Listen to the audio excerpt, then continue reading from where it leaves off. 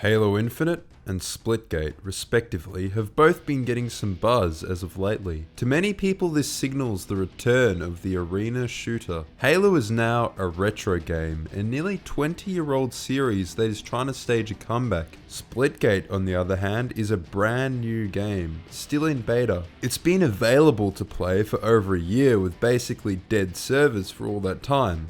Until recently, with simultaneous console releases and a marketing campaign. People are inevitably going to compare them. Is that fair? Well, 1047 Games, the creators of Splitgate, used a quote in their marketing saying that it's basically Halo with portals. They even used comparisons specifically to Halo 2 and 3 on their website and flexed that one of the creators was top 500 in Halo 5. They're basically selling the game as a Halo clone, but how similar is it to Halo? I want to specify that from what I've played, I really enjoy Splitgate, and you can probably guess from my content that I think Halo's a pretty cool guy who doesn't afraid of anything. So I apologize in advance. I prostrate myself and humbly request, dear viewer, your permission to say something critical about something you may like. At a surface level, it does share quite a bit with Halo. You play as faceless armored space marines in futuristic environments. All the weapons have similar names and archetypes to Halo weapons. Rocket launcher, the bat is basically an energy sword or hammer. The assault rifle, the battle rifle literally looks like a knockoff of its Halo counterpart and functions exactly the same. You can see how people think it looks like Halo at first appearance. It also has some gameplay elements in common with Halo. On-map weapon pickups like in classic shooters, regenerating shields, 2-weapon limit and 2-hit melee kill. Some of the maps are similar,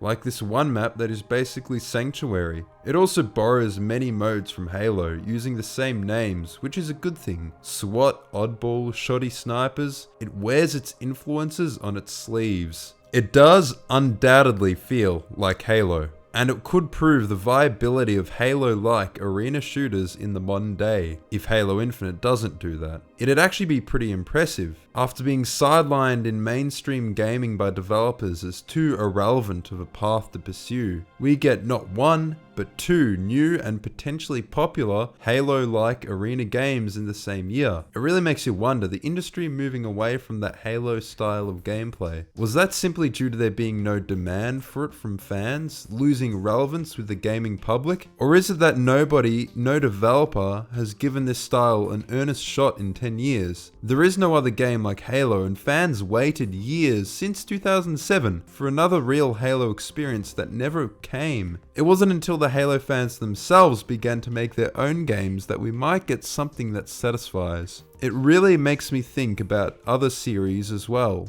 Is Quake, specifically Quake multiplayer, irrelevant because it simply isn't fun? It's outmoded? Or has it been sidelined by developers, by the industry? Perhaps this quote from Total Biscuit isn't entirely accurate. Maybe those classic arena shooters haven't had a proper, classic style game come out. Quake Champions, for example, claimed to be for the fans, but then it introduced all these unwanted flavor of the month features from hero shooters like Overwatch. But hey, that's just speculation. Enough of my ramblings. I've gone over the similarities. I've compared the superficial details with Halo. But how, down to a mechanical level, does the game function? And what are the differences? As it turns out, Splitgate is quite different from Halo. It has a number of key balance changes which might seem minimal at a surface level, but have massive effects on the gameplay. Splitgate is Halo-like, but it really is its own beast. You're greeted by the differences as soon as you open up the game. Splitgate is free to play, and it's indie, and it's obvious. It has the most terrible free to play main menu, basically a Fortnite ripoff. It has literally every hallmark of a free to play game. Loot crates, furry bait in the loading screen. It even has split coin, for God's sake. Classic Halo menus are very AAA, but also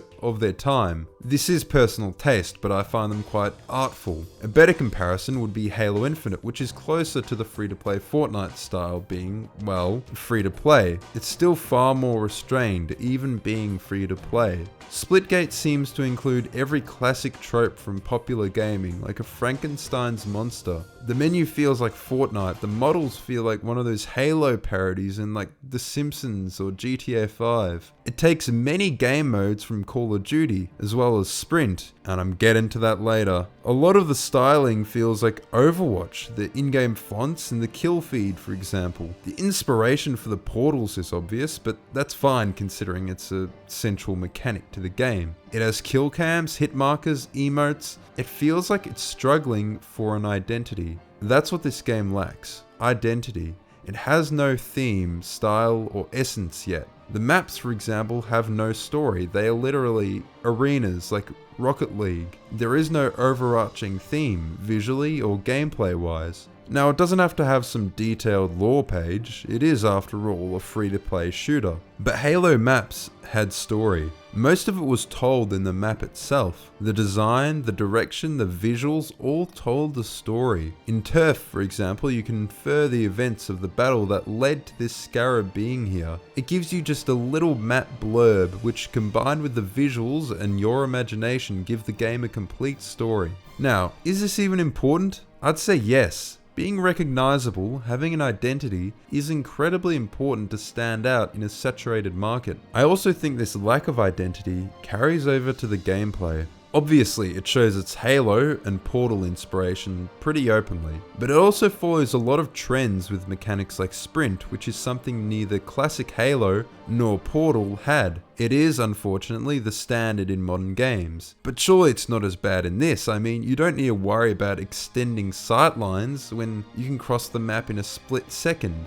It very clearly won't have any effect on the vehicle sandbox, but it does kinda harm the arena purity of the game. Namely, your full mobility while also being able to shoot. Being able to move full speed in any direction, while being able to fire your gun at any time while you're moving.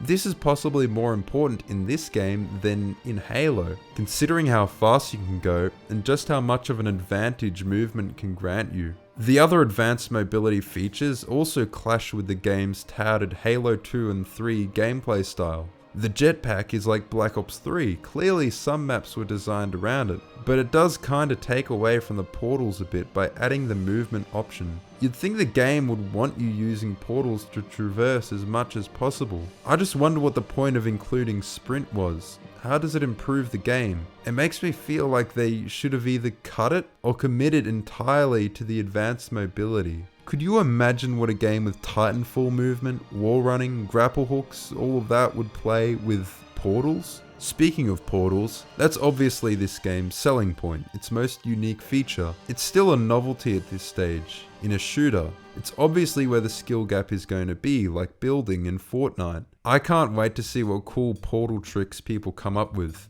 I can imagine the montages now. Remember Season 1 of Fortnite? I don't, because I don't really play Fortnite. I've barely touched it really. But in Season 1, people barely built any structures at all. They played it almost like a regular third-person shooter. A year later, when you shot somebody, they'd build a 4-story mansion with a clothesline out the back and a veranda out the front in about 4 seconds flat. The same thing is going to happen with these portals. People will be able to cross maps in under 5 seconds. The maps will be like Chiron TL34. At this stage, it's still fun experimenting, seeing what little windows you can shoot through to get a tactical flank on your enemy. It's really satisfying when you surprise someone with an unsuspecting portal out of nowhere. Something like assassinations would work really well in this game. Shooting through portals is cool, but I can see it becoming frustrating. Maybe make it so you can see through enemy portals for like half a second every time they shoot through it, or perhaps show a laser pointing through the portal whenever they shoot. I also think there is a lack of portals on the map, and the maps with fewer portals I find tend to be worse. I think they should really lean into their strengths and place portal walls everywhere. Build entire sections of the map out of portal wall material, whatever they call it. I can imagine that would be a nightmare to balance. I understand the necessity of limiting player power in order to achieve balance. Perhaps larger maps? That could make it too easy to get lost. That is ultimately the issue with empowering the player with default abilities. When all of these cool abilities are directly tied to the player at spawn, when each player has full use of it from the get-go, it's harder to change up the gameplay across maps when each player has the ability to portal at any moment. If the portals were map pickups perhaps, that would be a whole lot easier to balance and build specific areas around. But that would compromise the core mechanic, the key selling point of the game. The real solution to this is player choice, as in allow players to customize the game however they like. Splitgate does have custom games, with basically standard fare for options from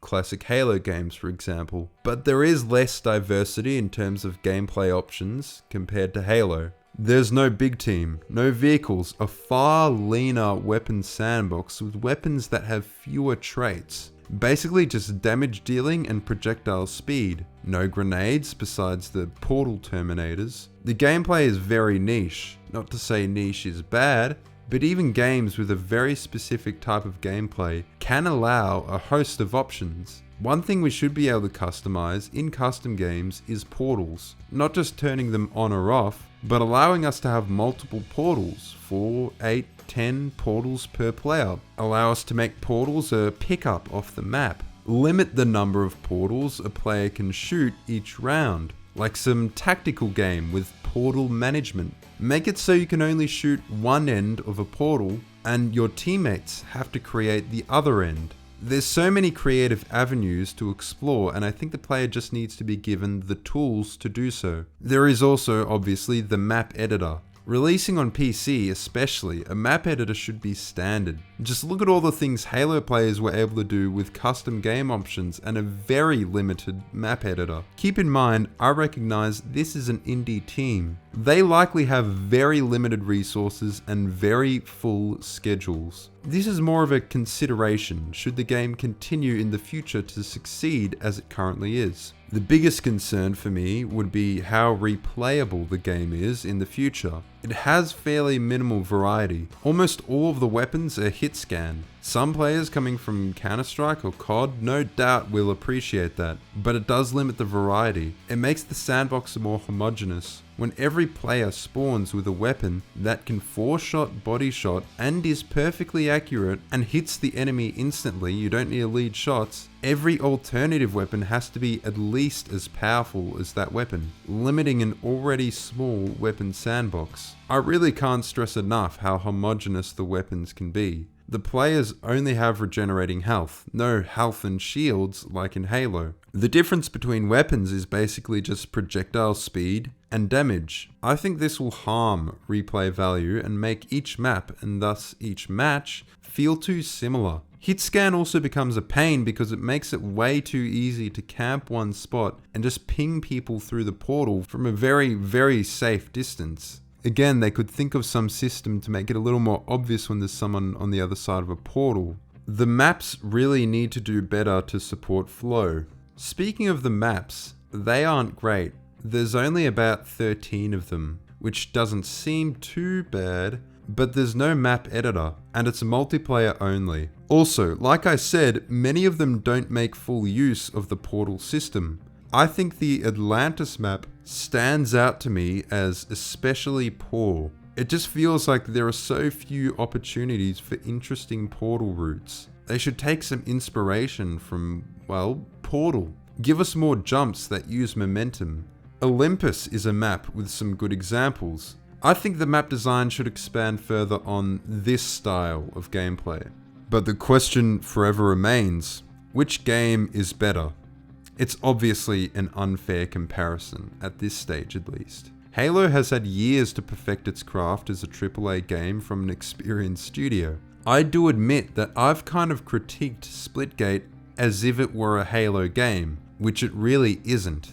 It's been an interesting experience seeing this long thought dead genre attract players on the PC. Many of the players are clueless as well, which is funny, spoiled by modern games. So many PC gamers try to move like it's CSGO, just mildly ducking and weaving, barely using any verticality or using the environment to their advantage. One time, I loaded into a pre-game lobby for Oddball and one kid asked, What's oddball? And just reminded me that we really need mercy for this lost generation. As a Halo fan, I really wish for the success of Splitgate. I can absolutely see a world where both games coexist, and one where I play both games. 1047 Games seem like a really cool dev team, and I hope some passionate young developers can be around to really whip 343 into shape. Give them some competition. Halo players were starved for a proper Halo experience. Some say for up to 10 years. Literally anything could have filled the gap, and now after all these years, the Oasis.